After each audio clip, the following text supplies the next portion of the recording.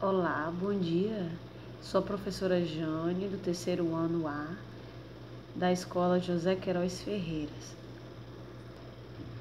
Vamos estar lendo esse texto aqui, que está no link da atividade onde vocês vão realizar hoje.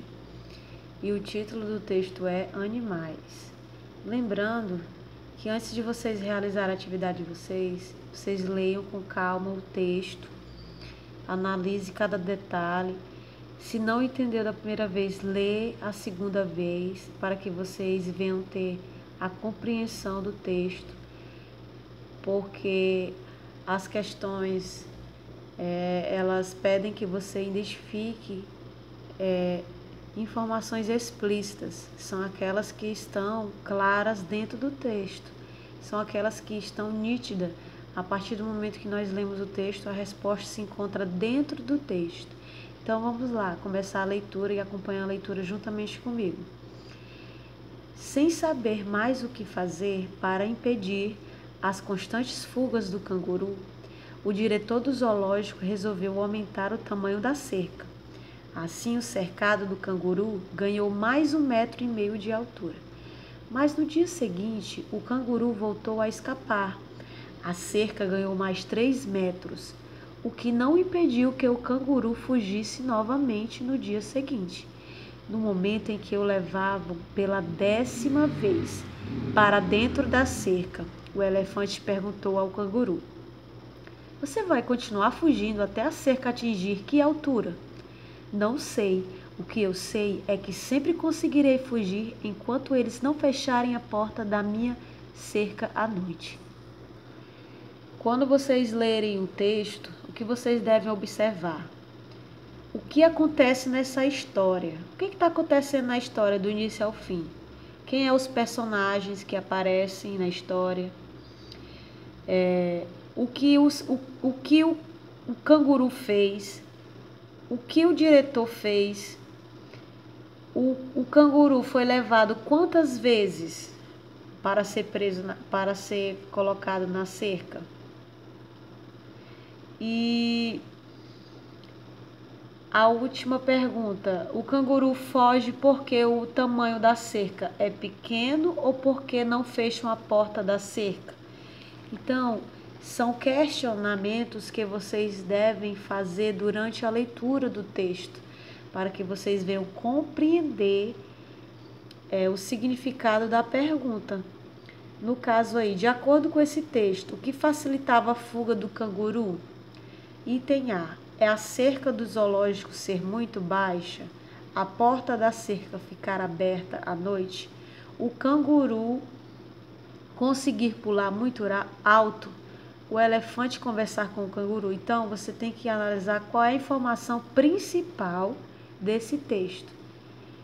O que levava o canguru a fugir?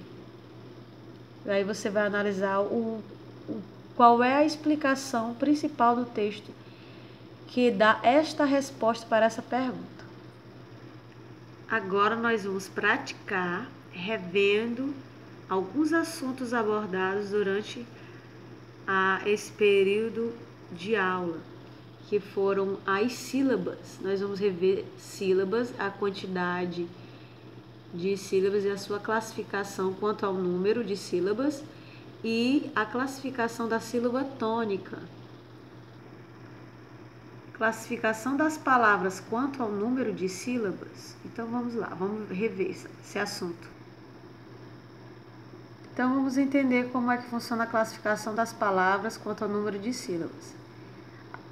No caso, palavras que possuem apenas uma sílaba, ela é chamada de monossílabos. Palavras que possuem 2 sílabas são dissílabo. Palavras que possuem 3 sílabas são trissílabo. E palavras que possuem 4 sílabas ou mais, elas são classificadas como polissílabo. Então, vamos lá para as palavras que são monossílaba. Diz: quando eu pronuncio apenas uma vez. Então, ela é uma sílaba.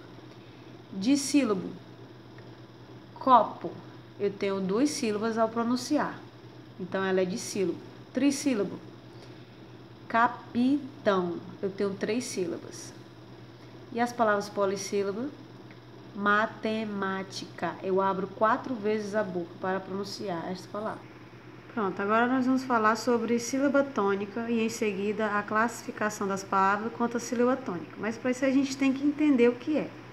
Sílaba tônica é a pronúncia com mais intensidade das palavras.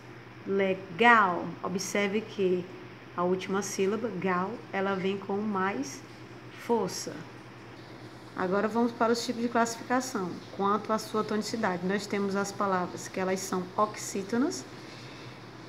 As palavras que são oxítonas é onde aparece a sílaba tônica na última sílaba.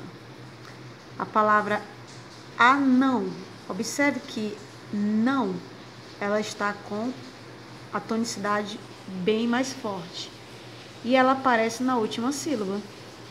Note que aqui é primeira, segunda e aqui é a última sílaba. Na palavra mulher, mulher aparece com mais força. E em seguida nós temos as paroxítonas. A sílaba tônica é na penúltima, marido. Ri vem com mais intensidade.